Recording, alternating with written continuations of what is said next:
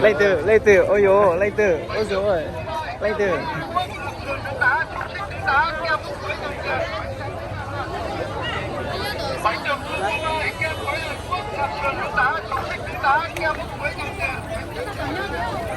Ô,写到了，lấy từ.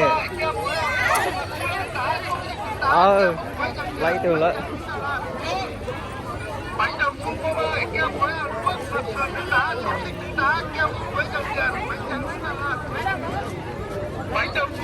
Lên từ từ lần đầu, lên từ từ lần đầu thay đổi chỉ chỉ了，那个做电人得一起了。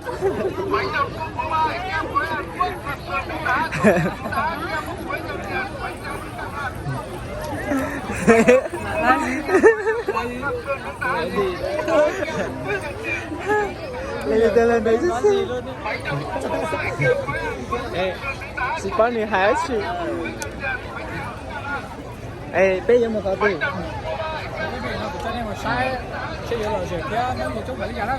Ô lì. Wow. Có sự mua thằng lắm quá.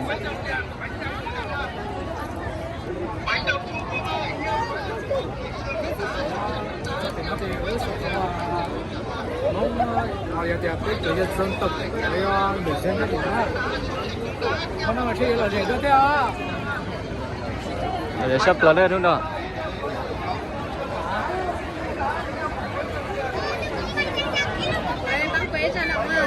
À. Ô lia.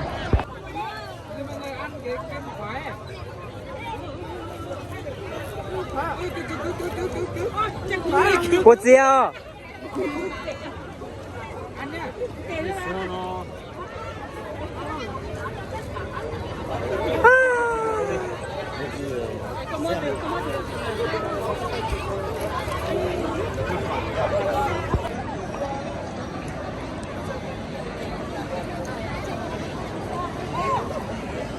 Ô, lại một cái tàu.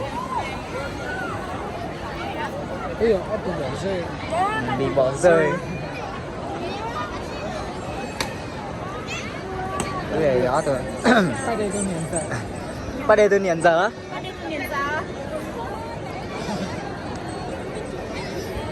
Cái này gió tôi bị bỏ rơi. Bỏ rơi anh sao?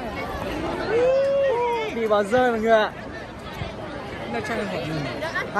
Hai anh em mình bị bỏ rơi mọi người.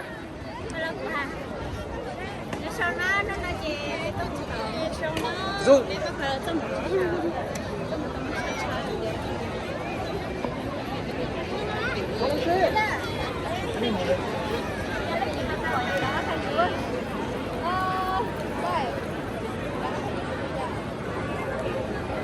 Thấy ra nha.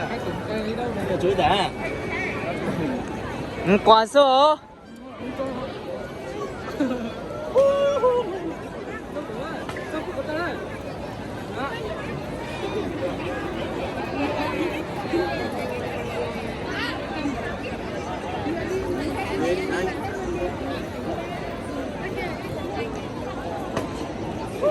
Cái này cho đây.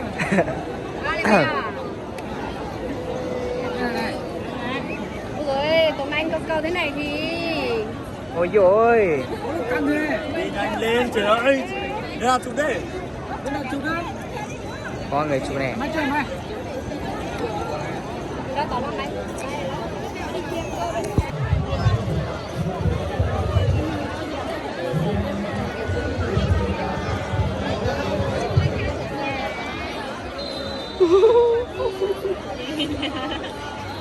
Nhưng mà nó chữa chị hả? Hả? Không sợ.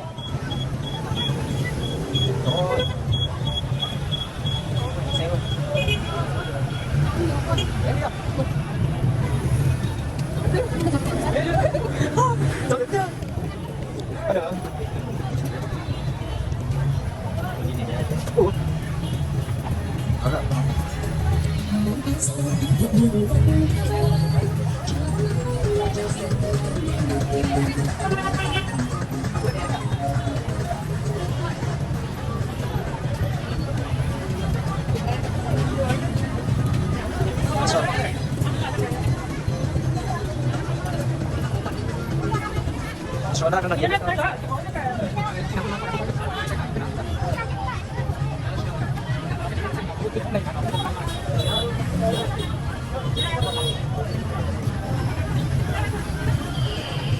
cho nên nó chế bé rồi tôi bằng áo cũng trong tàu một số là ví dụ một suy trong thì nó lít sống không biết rồi thì phải nó chế bé phá tôi ta bảo tôi thuê quần áo món đó cái kia nhớ trên trong một số chỉ tôi chỉ bé phá được nó nè đồng xu không ai Hàn Quốc mình chẳng làm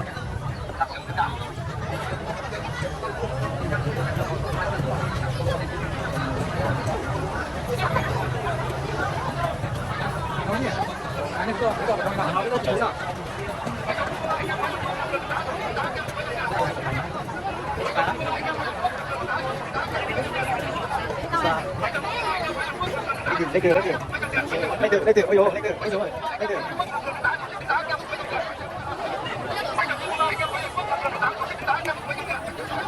không chỉ đâu rồi lấy được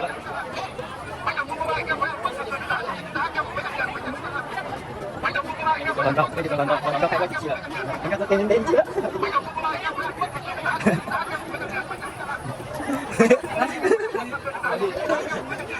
bây giờ đến gì luôn chỉ có 12 chị bây giờ có được đi có chuyện qua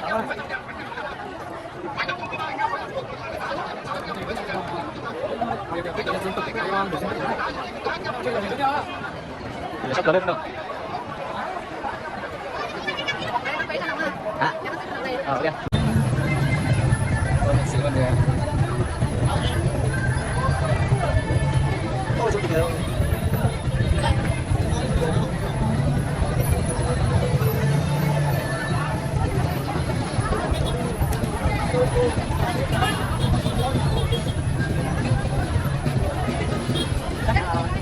bây giờ theo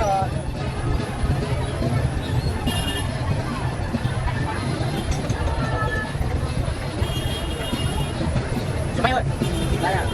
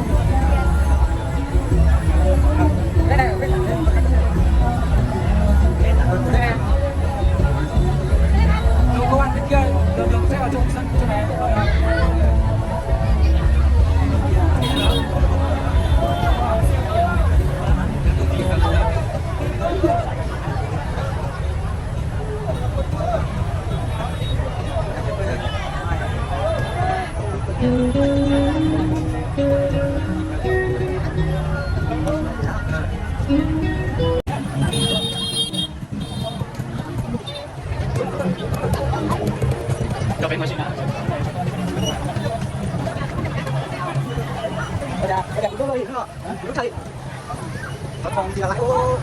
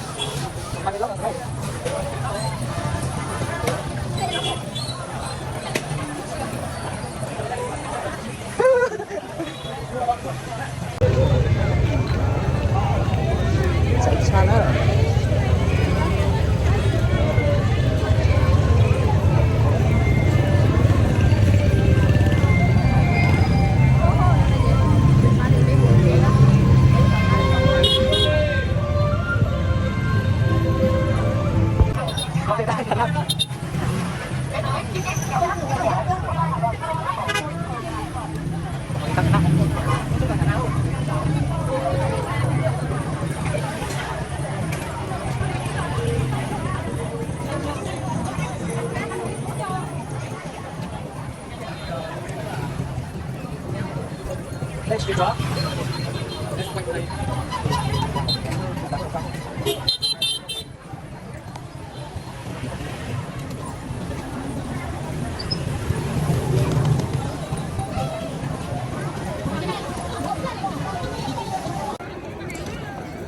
Ba lần thôi. Làm lại nào.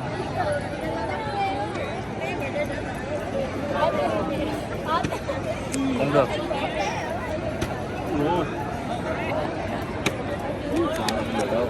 Nha.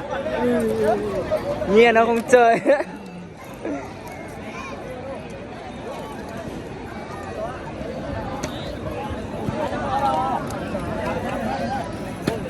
Ê.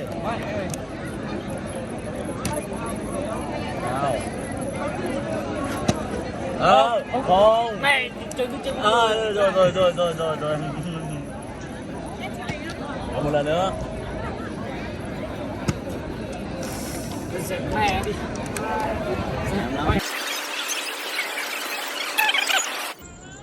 Muhalashele kumoya la muzibe malisha la moa. Nipo chepla. Duchi chayo.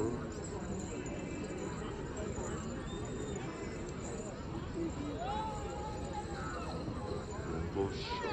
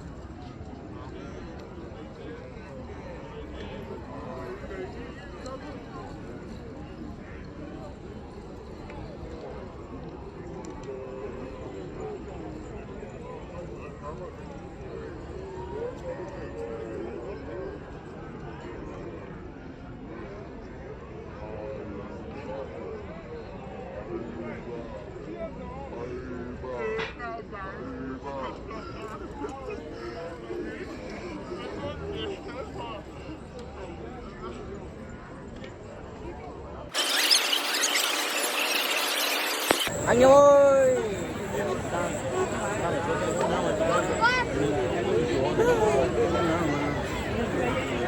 Lại nhớ là hả? Hả từ thành phố.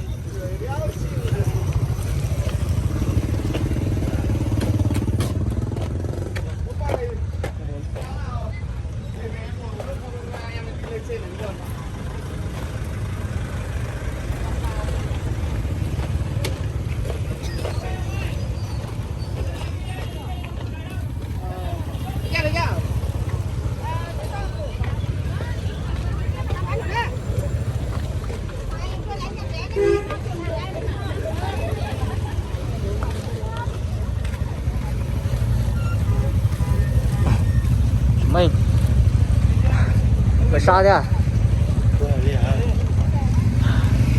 cái sao sắp tới nữa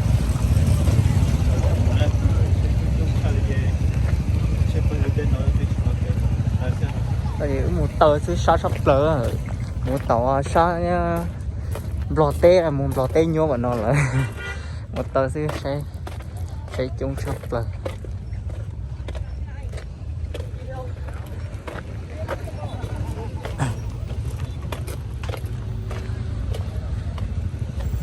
rất là mệt luôn rồi ạ.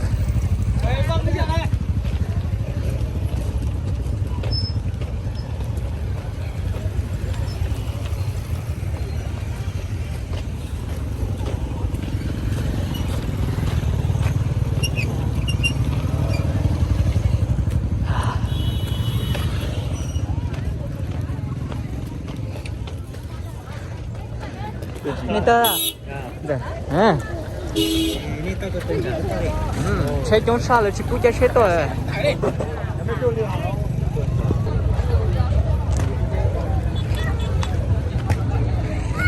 Sắp lại đó. Ủa xa. Sắp lại bây giờ.